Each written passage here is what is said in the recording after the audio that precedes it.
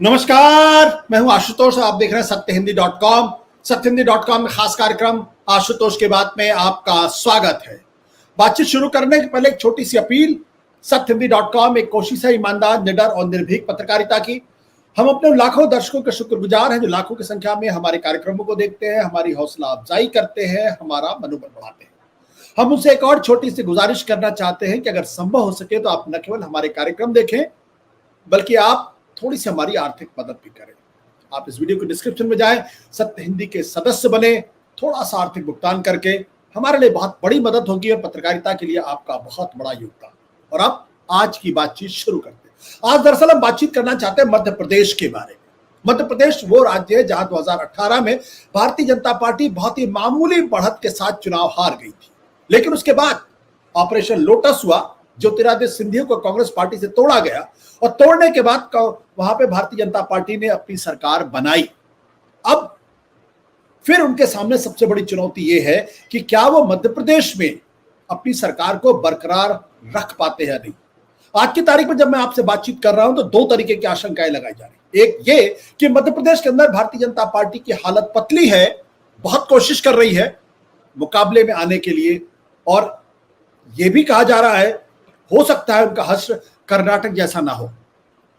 और यह बात इसलिए कही जा रही है क्योंकि कर्नाटक की तरीके से ही मध्य प्रदेश भारतीय जनता पार्टी में भी विरोध के सुर नजर आने लगे हैं। जो एकजुटता कर्नाटक में नहीं दिखाई पड़ी थी, उसी तरीके की एकजुटता आज की तारीख में मध्य प्रदेश में भी नहीं दिखाई पड़ रही है।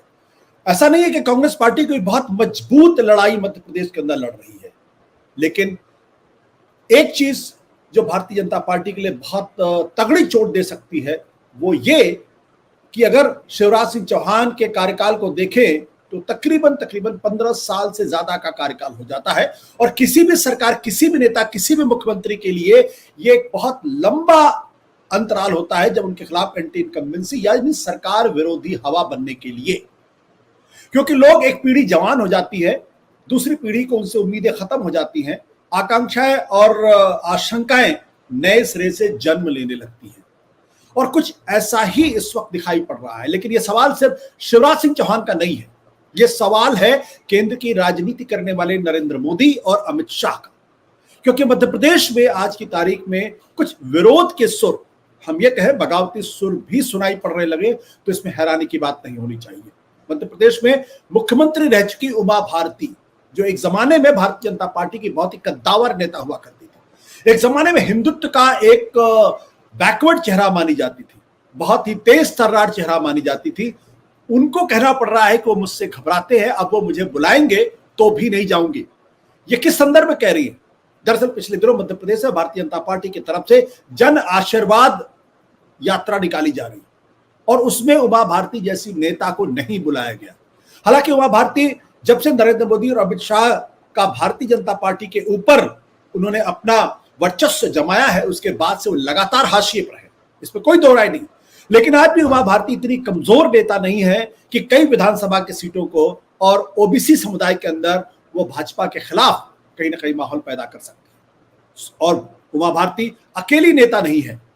सुमित्रा महाजन, जो पूर्व में स्पीकर रह चुकी है और फिलहाल वो इंदौर से आती हैं, उनका कहना है जिन कार्यकर्ताओं ने जिंदगी में कभी पार्टी नहीं बदली, उनको क्यों पार्टी में महत्व नहीं मिलता। पार्टी में आज भी ऐसे हजारों लोग हैं और उनमें से एक मैं भी हूं। आपको याद होगा कि सुमित्रा महाजन को भारतीय जनता पार्टी के 2014 के बाद के पहले कार्यकाल में स्पीकर बनाया गया था, लेकिन दूसरे कार्यकाल में उनको हाशिए पर डाल दिया गया। लेकिन आज भी जो मध्य प्रदेश की राजनीति को जानते हैं वो अच्छी तरीके समझते हैं कि इंदौर और आसपास के इलाकों में सुमित्रा महाजन का अच्छा वर्चस्व है। उनके साथ साथ एक और है नेता रघुनंदन शर्मा, जो पूर्व सांसद है और एक जमाने में कुशाभाऊ ठाकरे और प्यारेलाल खंडेलवाल के साथ मिलकर मध्य प्रदेश के अंदर भारतीय जनता पार्टी को खड़ा करने में बड़ी भूमिका निभाई थी। उन्होंने सत्य हिंदी को इंटरव्यू में कहा है, मन में पीड़ा तो होती है, हम जिंदा हैं, मरे नहीं है। जरा इस वाक्य को दोबारा सुनिए, मन में पीड़ा तो होती है, हम जिंदा हैं, मरे नहीं है।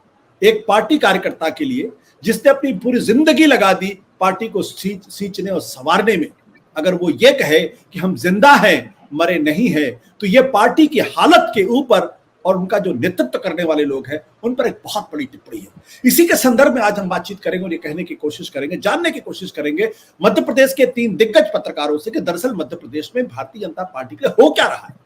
ये जो बगावती सुर सुनाई पड़ रहे हैं, जो नाराजगी दिखाई पड़ रही है, जो असंतोष झलक रहा है, इसका कितना नुकसान बीजेपी को हो सकता है और ऐसा क्यों है। हमारे साथ तो सच मौजूद है भोपाल से संजीव श्रीवास्तव, साथ ही साथ राकेश अचल जी भी और राजेश बादल, हमारे पुराने सहयोगी। आप सब लोगों का बहुत बहुत स्वागत है। सबसे पहले संजीव, ये जो टिप्पणियां आ रही हैं उमा भारती की नाराजगी, क्या ये महज एक जिसे कहें बुलबुला सा है या इसके पीछे कुछ है असली चीज? नहीं, देखिए अशुतोष जी, नाराजगी तो भारी है।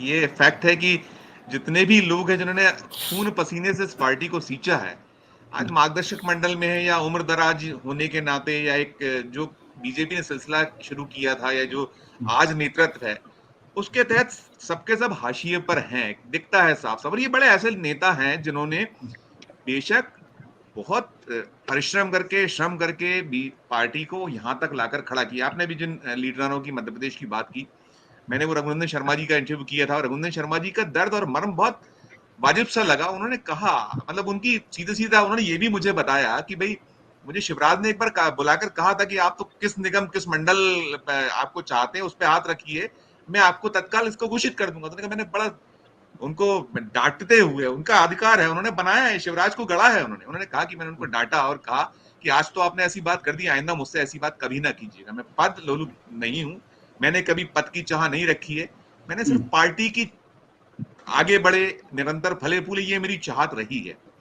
अब इन सब के बीच जो जन आशीर्वाद यात्रा जब होती है, उनको न्योता भी ना देना तो आशुतोष जी बनता है, वो ना बुलाया जाना। उन्होंने कहा कि जब नीमच से उनके पास फोन आया, वो उस क्षेत्र से आते हैं, उन्होंने ये पूरा मध्य प्रदेश नापा है। वो कुशवाहा ठाकरे जी जिन्हें पितृपुरुष बीजेपी कहती है, उनके नाम पर सारा कुछ आज कैश भी कराती है। प्यारेलाल खंडेलवाल जी चने और फुटाने हमने देखा है, मैं उनके साथ घूमा हूं, मैंने उनको कवर किया है। जी दौर था आशुतोष जी, वो सादगी। वो संजीव, ये उमा भारती की नाराजगी का क्या कारण है? क्या उमा भारती के बारे में कहा जाता है वो तो आदि विद्रोही है, जब लाल कृष्ण आडवाणी तब भी नाराज हुआ करती, तब भी पार्टी से उनको सस्पेंड किया गया था, आज भी उनकी नाराजगी दिखाई पड़ रही है। तो क्या ये एक जिसे कहते हैं ना कि एक पुराने नेता की अंदर का गुस्सा निकल रहा है, या वाकई में उमा भारती नाराज है? अगर नाराज है तो पार्टी के लिए कितना नुकसानदेह हो सकता है? संजीव देखिए, नाराज तो हैं आशुतोष जी, उनका गुस्सा केवल एक ही और एक है कि उनको सम्मान मान मिले। जो कुछ किया मत दीजिए आप पद, उनका भी कहना रहा है, मत दीजिए, मत लड़ाइए चुनाव, लेकिन कम से कम मान सम्मान तो दीजिए। उनके लोग जो लोग उनके हाथ पकड़ उंगली पकड़ कर चलना सीखे, उनकी कुछ ना कुछ कहीं ना कहीं आज महत्वाकांक्षा है, वो चाहते हैं कि हमारी लीडर है, आप तो कुछ करिए। तो वही कुछ तो वो चाहती हैं। और ये निसंदेह ये सब जो हालात हैं, इन सब के बीच में एक फैक्टर और भी है आशुतोष जी, सिंधिया एक बड़ा फैक्टर है। ज्योतिरादित्य सिंधिया के आने के बाद ये जो सुर है बहुत गहरे हुए हैं, तीखे हुए हैं। वो उसकी वजह बहुत साफ साफ है। जो सुमित्रा ताई का जो दर्द हमने देखा या मर्म उनका सुना, वो भी यही था कि जो नए नवे लोग हैं, जो जिन्होंने केवल सत्ता पाने के लिए यहाँ आए, सत्ता आपका बनवाने के लिए यहाँ आए, वो लोग आज आगे हैं। हर जगह दो दो बीजेपी है, सिंधिया के जहां जहां लोग हैं वहां दो बीजेपी हैं। और जो जी मूल बीजेपी है वहां डिस्ट्रिक्ट में सुनवाई होती नहीं, और यहाँ जिला प्रदेश स्तर पर जब वो आते, यहाँ कोई मिलने वाला नहीं है। वो अपना धन खर्च करते हैं, ये बल खर्च करते हैं। तो ये सब उमा चीजें भारती को क्यों नहीं बुलाया? उमा भारती को क्यों नहीं बुलाया गया जन आशीर्वाद यात्रा में? ये भी एक, अब ये तो पार्टी के लोग ही बता सकते हैं उन्हें क्यों छोड़ दिया। उन्हें अकेले को नहीं छोड़ा, ऐसे बहुत सारे लोग हैं, बहुत सारे लोग हैं जो यहाँ मध्य प्रदेश में जिनकी अपनी पकड़ है, धमक है, जो आज भी लोगों के बीच में जाने जाते हैं, पहचाने जाते हैं। और जो अभी हालात की आपने बात की, बेशक इस समय बीजेपी बहुत मुश्किलों में है। सिर्फ आपने एक घोषणाओं का पिटारा खोला हुआ है, खजाने का मुंह खोला हुआ है, रोज आप बेदर्दी से और बेतहाशा बांट रहे हैं, ये आपको कितना साथ देगा? ये ऑफ द रिकॉर्ड तो नेता बोलते हैं ये सब चलने वाला नहीं है। इन सब के बीच इनको भी यदि इग्नोर करिएगा, ये ऐसे माइलस्टोन है, इनको तो आप अगर करेंगे तो आपको खामियाजा आशुतोष जी भयंकर भुगतना पड़ेगा। और मुझे लगता है जो अभी स्थिति अगर नहीं अभी भी हालात इन लोगों ने सुधारे या ये कहीं नहीं चेते, तो आप एक चीज और थी, वो उन्होंने ये भी कहा है रघुनंदन शर्मा जी ने कि शायद केंद्रीय नेतृत्व ने कोई सूची बना ली है, मेरे और मेरे जैसे बहुतेरे। उनका इशारा लालकृष्ण आडवाणी जी की ओर भी था, उनका इशारा मुरली मनोहर जोशी जी की ओर भी था, ऐसे जितने भी लीडरान हैं उनकी ओर था कि इनको सबको मरा मान लिया गया है। तो मरा ना माने, अगर हमें मरा मान लिया तो भी हम चाहते हैं कि पार्टी आगे बढ़े, ठीक है। उसकी फले फूले। तो कुल मिलाकर ये नाराजगी बीजेपी के लिए संकट बढ़ा रही है आशुतोष जी। बिल्कुल। सत्य हिंदी का ऐप डाउनलोड करें गूगल प्ले स्टोर पर।